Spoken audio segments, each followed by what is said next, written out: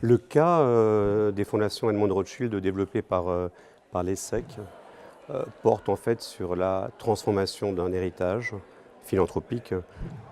Souvent on parle en anglais de legacy transformation. Donc les objectifs pédagogiques de ce cas sont de permettre de rendre visible pour des étudiants ce qu'est une stratégie philanthropique.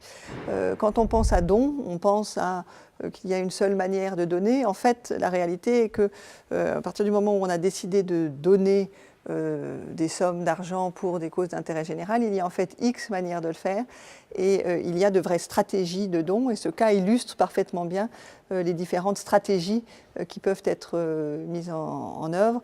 Le cas illustrant l'évolution d'une stratégie, on va dire, plutôt caritative vers une stratégie beaucoup plus impactante qu'a suivi les fondations Rothschild. Comment transformer une nébuleuse en fait d'une douzaine de fondations à l'époque dans différents pays, la France bien sûr, la Suisse, l'Espagne, Israël, New York, et également des programmes dans les pays en voie de développement. Comment transformer ça de manière plus cohérente, comment définir des valeurs fortes qui dirigent à la fois les fondations mais également le groupe. Et enfin, comment constituer une équipe et comment se tourner vers l'impact afin, comme je le dis en anglais, que chaque philanthropic dollar porte véritablement ses fruits. Alors pourquoi rédiger un cas sur les fondations Rothschild, Edmond de Rothschild? Ces fondations, elles sont uniques en France et en Europe.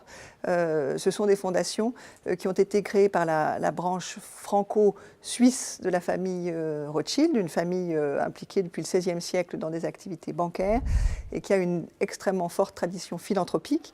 C'est donc une fondation, ce sont un réseau en fait de fondations familiales qui sont présentes dans plusieurs pays dans le monde, fortement basées en Europe, mais présentes également en Israël, aux États-Unis. À ce titre-là, elles sont assez emblématiques de ce que peut être quelque part le meilleur de la philanthropie européenne et ça nous semblait très important de le valoriser dans un contexte où on connaît en général mieux la philanthropie anglo-saxonne que la philanthropie européenne et les fondations Edmond de Rothschild nous donnent l'occasion de donner à voir on va dire, le meilleur de la philanthropie européenne. Les fondations Edmond de Rothschild aujourd'hui d'abord s'ancrent sur trois valeurs principales que sont l'engagement social, l'inclusion, au-delà des barrières religieuses, raciales, géographiques ou culturelles, et enfin ce qui nous rend uniques, on joue le rôle de passerelle entre le monde privé, les fondations, les organisations internationales,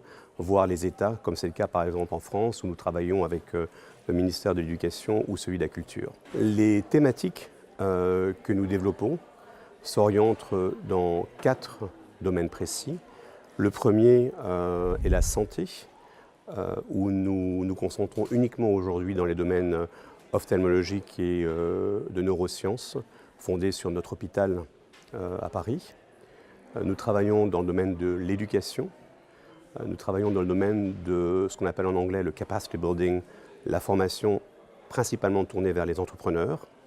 Et enfin, nous travaillons dans les arts pour des raisons à la fois historiques mais aussi très actuelles, où aujourd'hui chacune de nos actions est tournée vers le social, est tournée vers l'engagement, est tournée vers le changement. Ce cas est disponible en version française et anglaise sur le site de la CCMP et sur le site du Case Center.